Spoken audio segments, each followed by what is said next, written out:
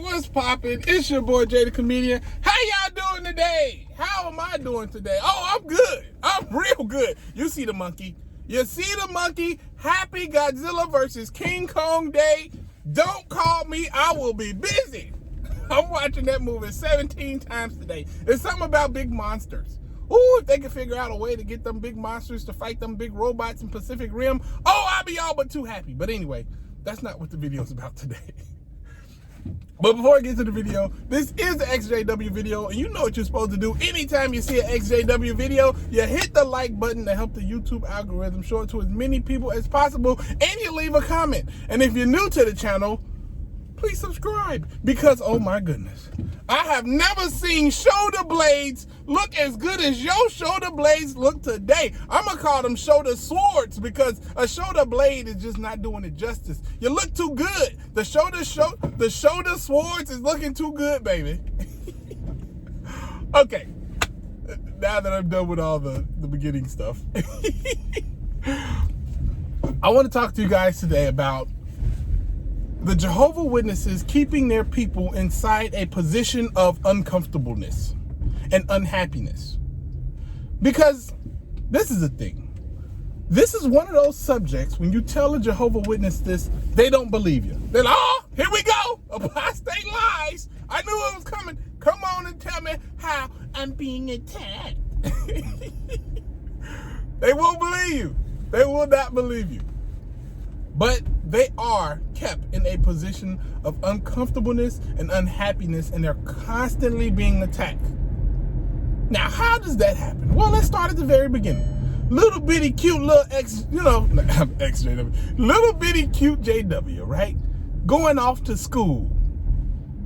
Now, when you're a kid and you're in school, if you don't stand up for the national anthem or say the national anthem or celebrate holidays or birthdays or do anything, you're classified as a normal. Now, what happens to kids that aren't normal or like the other kids in school? They're bullied. And kids are particularly they really do not apologize. They are unapologetic about how they bully people, bully other kids. They have no feeling for it. They're young. They don't understand or get how bad it is mentally for somebody to get bullied.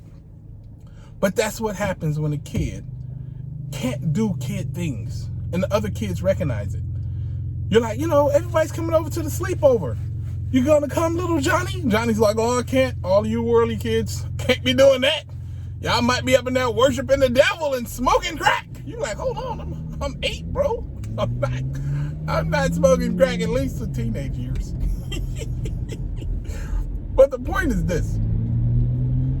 You're being attacked at your very youngest point in life. Constantly. So then you get a little older. Okay, now you're in what? You're a teenager? Or you're in your rebellious stages or whatever. This is usually when people get baptized and they also get their first taste of disfellowshipping. Ooh-wee. You first get this fellowship in your teenage years. Hopefully when you're at home. Oh man, that's when it's the worst. Because now your parents get to really be mad at you for embarrassing them all in the Kingdom Hall. How dare you sleep with somebody with all your raging hormones? Like, they never teach you what not to do. So sometimes people get pregnant around this age. They do not put you on a track to be happy and positive. They do not.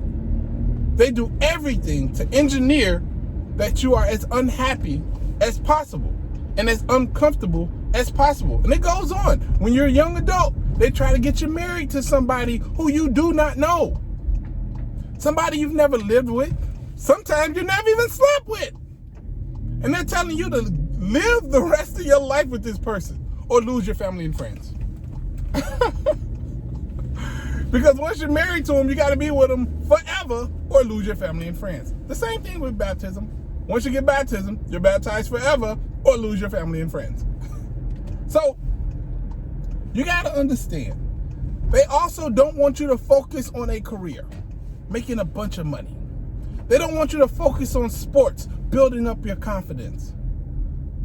They do a lot to keep you in a position of uncomfortableness and unhappiness.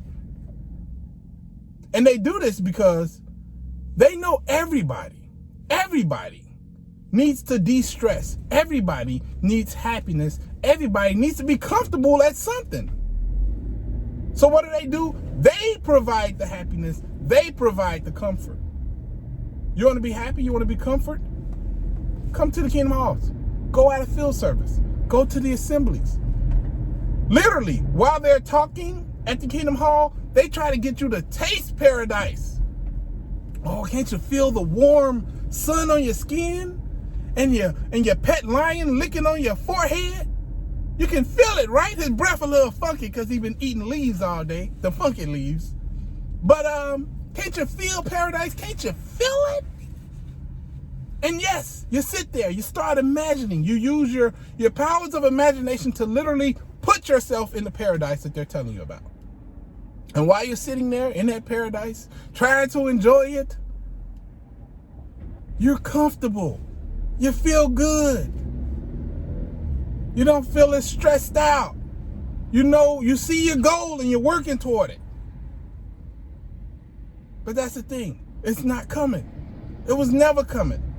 They know as long as they provide you that comfort, as long as they provide you that relief, you'll come to every meeting. Or at least as much as possible. You'll give money to them. You'll give your time, energy, and effort to them. You'll give your children to them so they can start this all over again for the next generation going forward. You'll give your very life for that organization so when you die, they can have a funeral or a very, very powerful recruiting meeting once you pass away. Oh, and don't forget, leave a little something in your will for the Watchtower Bible and Tract Society. This is why they do that. This is why they keep you uncomfortable. This is why they need to have you in a position of unhappiness. Because what if you were happy? What if you did go out and you get that job that provided the career and happiness that you want? A job that you're happy to do that makes a ton of money. You don't have to go to the Kingdom Hall to get comforted and de-stress. You can go to Cancun.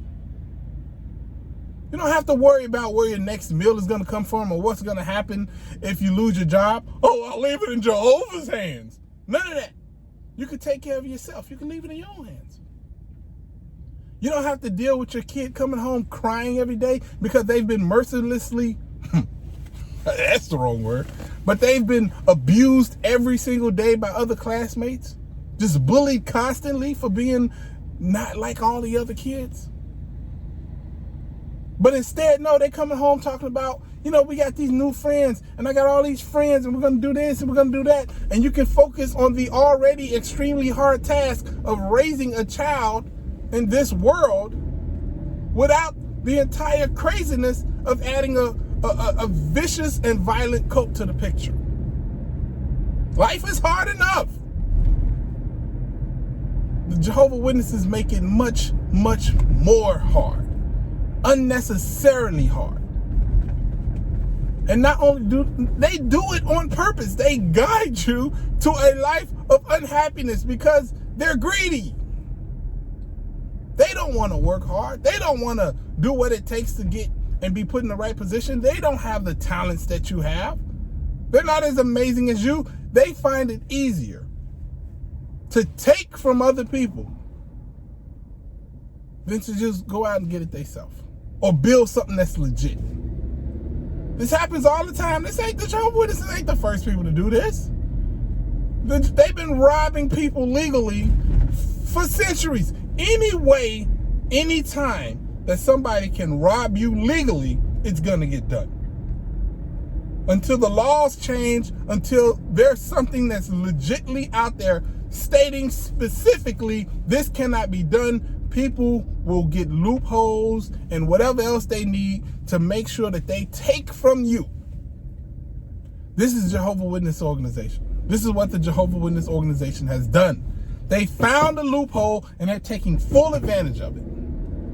All they need to do, all they had to do for this entire thing to work is literally just say, we're not a company, we're a religion. So go ahead, let us do what we want to do. Don't call us names or anything like that. Because if they call themselves a religion and not a business, then they can have slaves. They can get all the free labor that they want. They can collect money and not have to pay any taxes on it. They get to live the life that no other business could live. Most other businesses wouldn't even want to live that way, in which they just control the people that work for them to the point that these people are hurting themselves to better the business in the name of bettering the company, to make sure that the company performs better and does better. Most people are too decent to do that. Most people. There's a bunch of companies out there like, dang, why didn't we think of that? But the Jehovah Witnesses have found a loophole to treat people like this. And not only, they get people to believe that they're actually helping, that they're actually doing something that they want to do. You know how hard it is to do that? To trick people into believing that not being happy is what you're supposed to feel like, is what you're supposed to be doing. Constantly sacrificing your youth, your energy, your money to constantly have to do that. Do you know psychologically what they have to do to you? I've been there and I'm not recovered yet. I know most of the techniques that they use to attack me, and I still haven't recovered fully from it. I'm still trying to figure it out. But it happened. But one thing that they didn't do was shut me up. And as long as I got breath in my body, I'm going to talk about it, and I'm going to talk about it a lot. And I'm not only going to talk about it, I'm going to talk about it in a way where people can understand what I say clearly. I'm not asking nobody to do anything crazy. I'm not asking you to go read this book and then read this book and then pull from this thing and do. No. What I say make sense to people to people who have experienced the same things I've experienced. Do what I say make sense? If it don't make sense, then okay, don't listen to another video I put out. But if it does make sense, why does it make sense? Anyway, I hope y'all having a great day. I'm gonna go home and enjoy my monkey fighting the lizard movie. And yeah, that's what I'm gonna do today. Go King Kong! I don't know who's gonna win, but I'm hoping it's King Kong because I like King Kong. Because he's a gorilla with a beard. It's something about a gorilla with a beard that gets me every time. But anyway, this is your boy Jay the Comedian. I hope y'all having a great day. Be smart, stay strong, focus on yourself. Life is short already, but it's even shorter when you're an ExJw. Holla at your guala. Deuces.